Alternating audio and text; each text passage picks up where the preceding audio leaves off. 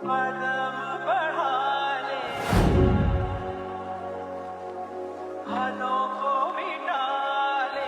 রোজা রাখস নি তোরা?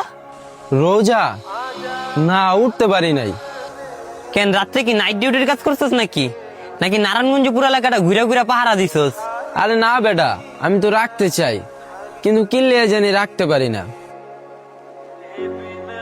11টা মাস পর রমজান আহে, খুবই মূল্যবান এই মাস, আর এই মাসটারও হেল্লা দুল্লা কাটা দিতে আসস, নামাজও তো মনে পড়স নাই।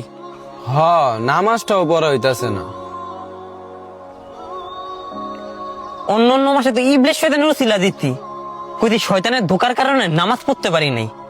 এই বেটা এই মাসে তো শয়তানও বুনতি, তাহলে এই মাসে কি উছিলা দিবি?